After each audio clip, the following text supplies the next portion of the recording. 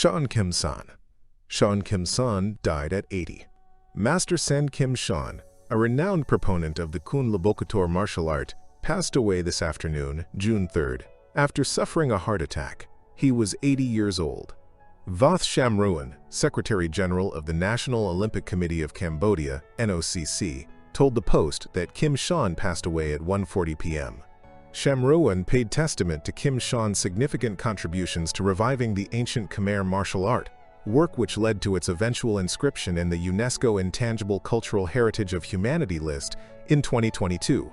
He described his passing as a significant loss of human resources, as he likely had not yet fully passed down his extensive knowledge of Kun Labokator to the next generation.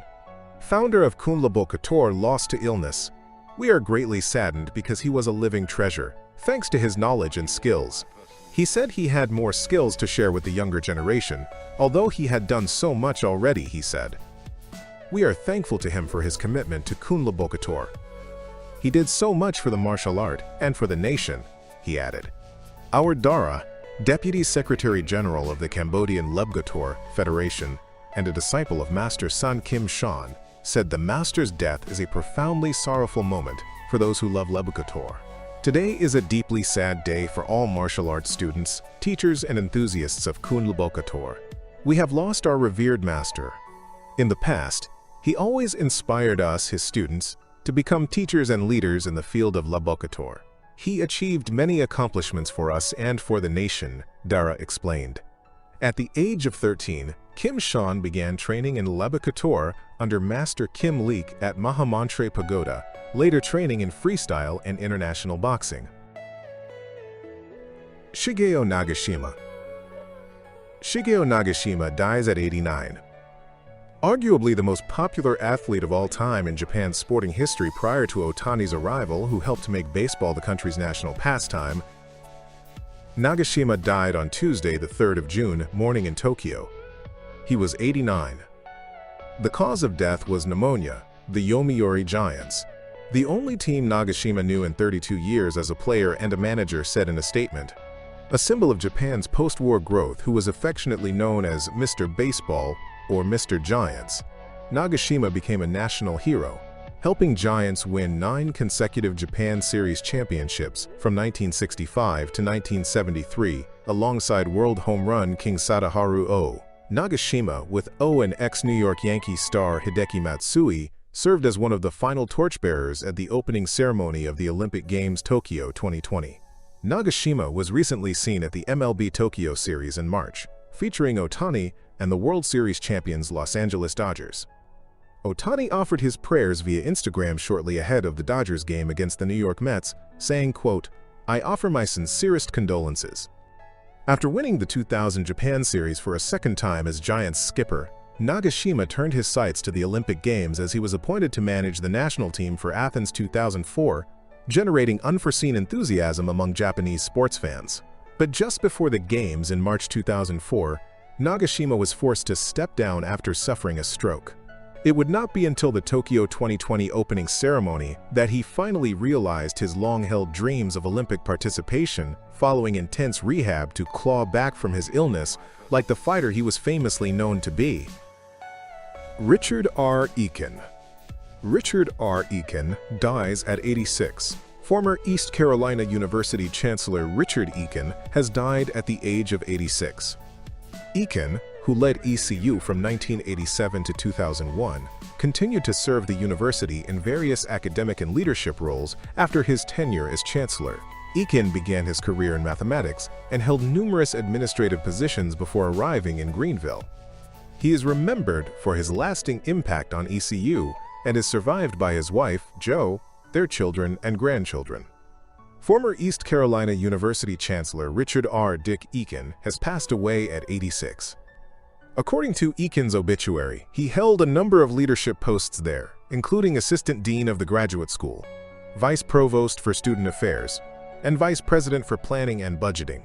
Dick and his wife Jo moved to Greenville, North Carolina in March 1987 to accept an appointment as Chancellor of East Carolina University. They served the university until 2001.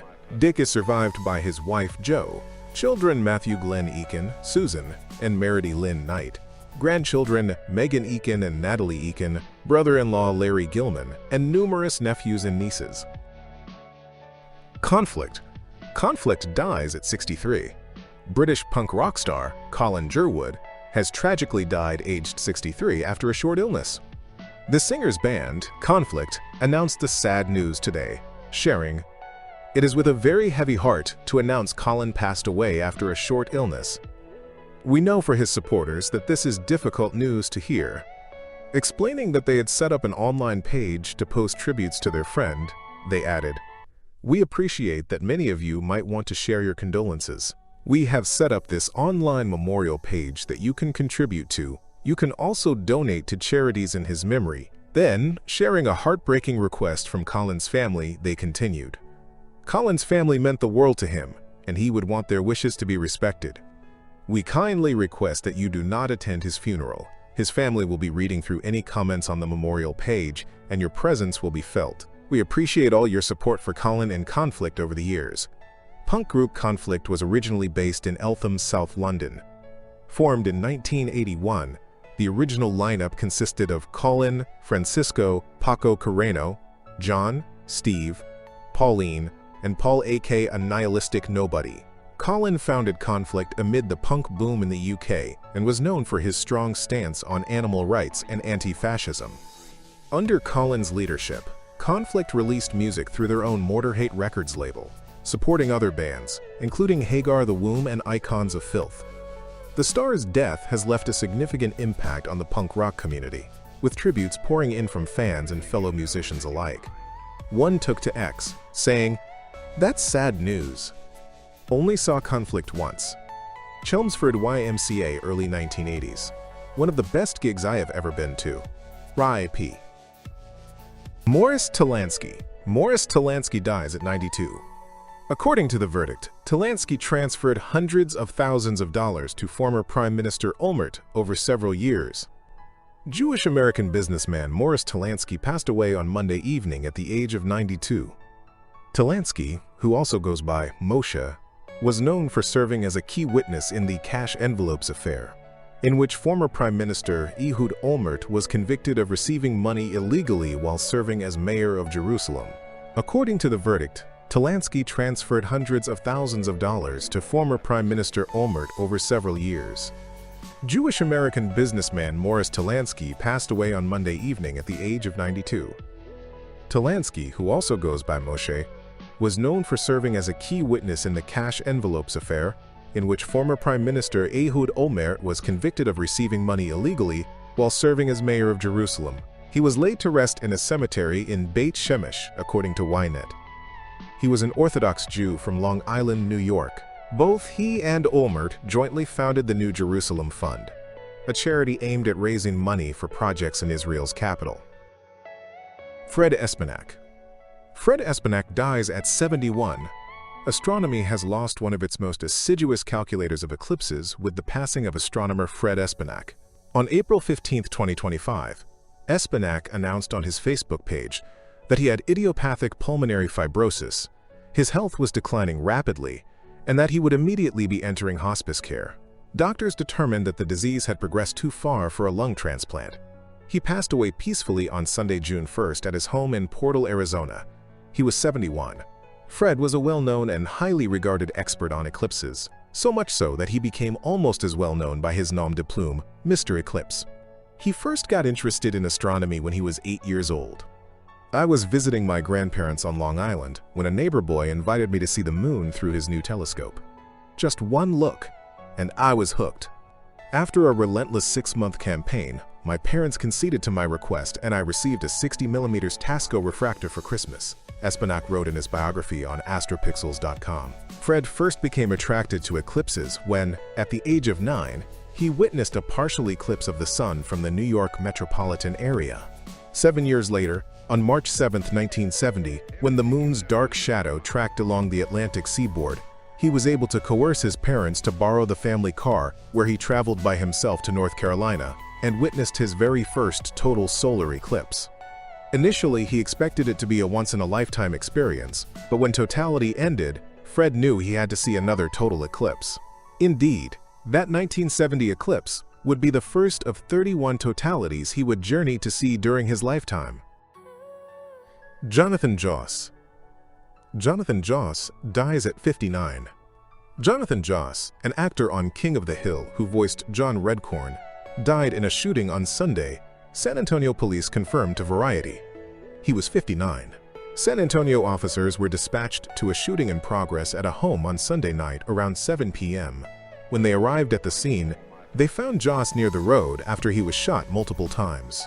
The officers attempted life-saving measures until medics arrived, but Joss was pronounced dead at the scene. The shooter fled in a vehicle but was detained by officers a block away and booked for murder. The investigation is still ongoing. TMZ, which broke the news, reported that Joss was shot by a neighbor after a disagreement. In a statement on Joss's Facebook page, the actor's husband, Tristan Kern de Gonzalez, alleged that he and Joss were targets of homophobic harassment and that their house burned down after over 2 years of threats from people in the area who repeatedly told us they would set it on fire. De Gonzalez wrote that Joss was murdered by someone who could not stand the sight of 2 men loving each other.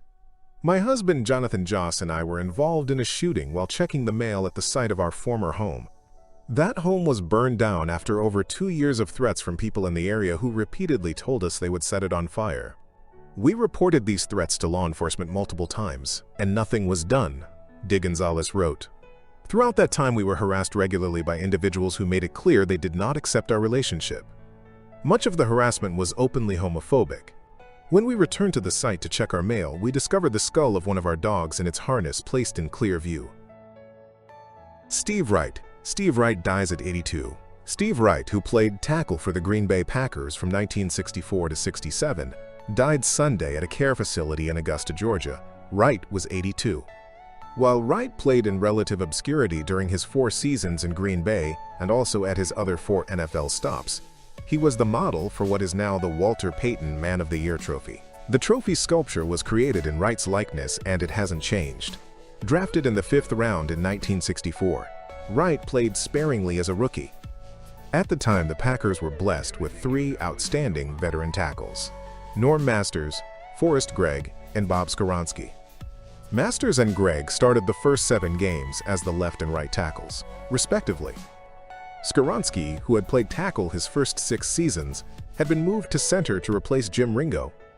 But Lombardi scrapped those plans before the 8th game, moving Gregg to right guard, where second-year man Dan Grimm had been starting for an injured Jerry Kramer, Masters to right tackle, and Skoronski back to left tackle. A year later, Lombardi was intrigued enough by Wright's size. He stood 6'6" and weighed 250 pounds, and potential that he moved Gregg to left guard in place of Fuzzy Thurston and started Wright at right tackle for the first 11 games. Again, Lombardi ditched that experiment in the 12th game, and Wright played sparingly thereafter as the Packers won NFL championships in 1965, 66, and 67. In April 1968, Wright was traded with linebacker Tommy Crutcher to the New York Giants for tackle Francis P. Wright played in at least parts of 5 more seasons with the Giants, Washington, Chicago, and St. Louis Cardinals. John Brenkus. John Brenkus dies at 54. John Brenkus, host and co-creator of ESPN's Sports Science, died on Saturday, according to an announcement made on his X account Monday night. He was 54. The Emmy Award-winning host had been dealing with depression, the statement said. John lost his fight with this terrible illness on May 31, 2025, the Post read. His heartbroken family and friends request privacy at this time and encourage anyone who is struggling with depression to seek help. Brenkus was also the founder of Brinks.TV and co-founder of Base Productions. Brenkus opened up about his depression and suicide attempt to Marcellus Wiley, ESPN colleague and former NFL player, in January 2023. He said that when he was living in Park City, Utah, after selling his company and Sports Science, he felt isolated and spiraled into a deep, deep depression. "I was flat out suicidal," Brenkus said. "So much so I had a noose tied around my neck. I was ready to do it." Brenkus credited his dog Zeppelin with rescuing him by tugging on his jeans and pulling him out of his suicidal funk. The sports host then explained seeing multiple psychologists and psychiatrists trying to receive help, until one doctor in Virginia helped him find the right path. Wiley reposted the announcement of Brenkus's death, writing, quote, "RIP" with praying and heart emojis.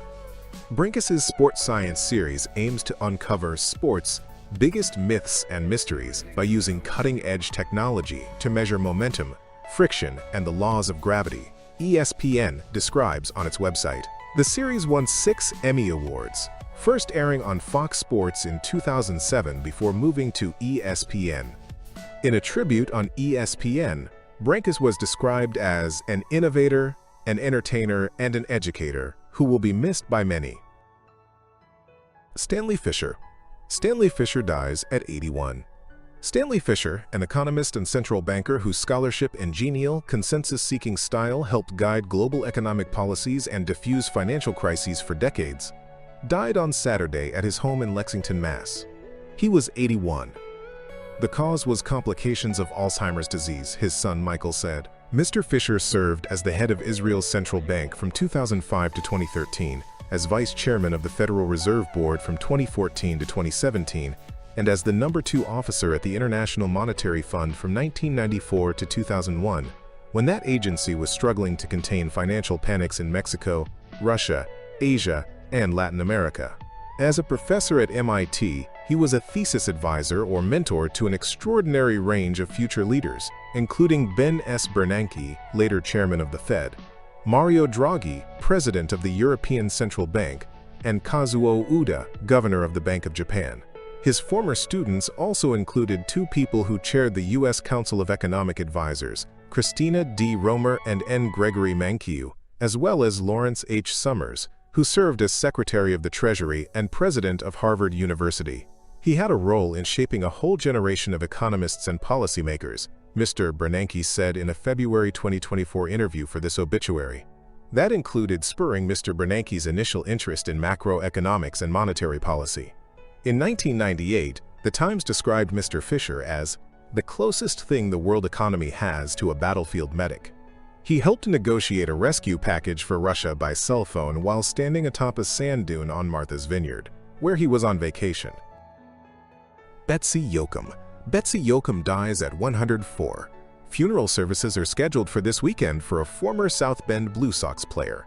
Betsy Sockam Jochum died Saturday at 104 years old.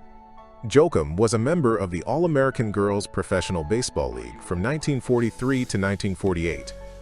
There is a permanent display of the team at the Baseball Hall of Fame and Museum in New York. Local baseball legend Betsy Sockam Jochum of the famous South Bend Blue Sox has passed away at the age of 104.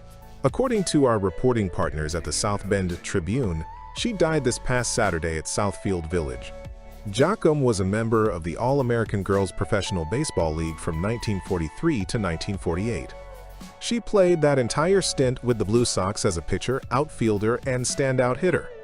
Over the next 50-plus years, Jochum and other players with the league were embraced for their groundbreaking role in women's sports. She was inducted into the South Bend Cubs Hall of Fame. Her baseball uniform is in a Smithsonian Museum display, and she was part of the AAGPBL Baseball Hall of Fame exhibit in Cooperstown, New York. Michael J. Burns. Michael J. Burns dies at 66. Former Archbishop of Agana Michael J. Burns, who was suffering from Alzheimer's disease, died Saturday morning, Guam time, according to church officials. He was 66. Burns died peacefully in the care of close friends and medical staff while resting in hospice care in Detroit. He was contending with the progressively worsening illness of Alzheimer's disease, which prompted his resignation as Archbishop of Agana in March of 2023, Archbishop Ryan P. Jimenez said Saturday morning. Burns became coadjutor Archbishop on Guam in 2016, after Archbishop Anthony Apparon, who served as head of the church for 30 years, was removed by the Pope. A Vatican tribunal later convicted Apparon of abusing minors. Burns was appointed Archbishop in 2019 when Apparon exhausted all appeals in the case. Before coming to Guam, Burns served as the Auxiliary Archbishop of Detroit, his hometown, from 2011 to 2016. On Guam, much of his attention was spent dealing with divisions within the church. Burns led the church as hundreds of sexual abuse lawsuits were filed against the archdiocese, which eventually filed for bankruptcy. Jimenez said Burns, quote, "will always be remembered for the tremendous faith, dedication, and perseverance he showed as he led the archdiocese, During some of the most difficult years in the history of our church on Guam, he demonstrated great courage, faith, and obedience on October 31, 2016, when he answered the call from Pope Francis to travel many miles away to shepherd our people in a place he knew little about. Burns was the archbishop entrusted with making the difficult decisions related to the COVID pandemic. Renee Victor. Renee Victor dies at 86. Renee Victor, best known for voicing the strict but loving grandmother in the Pixar film Coco, died on Friday night at her home in Sherman Oaks, Calif. She was 86. The cause was lymphoma, a representative for her confirmed on Sunday. Ms. Victor appeared in a number of television series through her decades-long career, including as Lupita on the comedy Weeds. But her most well-known role came in 2017 as the grandmother in Coco, which follows a 12-year-old boy in Mexico who is transported to the land of the dead. In a post on social media, Pixar said it was heartbroken about Ms. Victor's death. "We will always remember you," the company added, possibly referring to the signature song in Coco. Renee Victor was born on July 25, 1938, in San Antonio. She was raised in a traditional Catholic family and went to an all-girls school. When she was 10, Ms. Victor danced in a production of the opera Carmen, according to the entertainment database IMDb. Ms. Victor's early career included a run as a singer and dancer at the Stardust Hotel in Las Vegas, according to IMDb. She went on to do more stage work internationally, including in Australia, Europe, and Latin America. Ms. Victor later returned to Los Angeles and hosted the local talk show Pacesetters, a public affairs program. She also worked as a translator and interpreter at the 1984 Summer Olympics in Los Angeles, as well as for the BBC. In 1996, Ms. Victor starred in the short film Libertad, portraying a matriarch fighting to keep her fractured family together. The next year, she played the Hispanic translator in Robert Duvall's The Apostle. She had roles in 2 other films with Mr. Duvall, Assassination Tango, and A Night in Old Mexico. John Travolta. John Travolta has danced his way into the hearts of generations.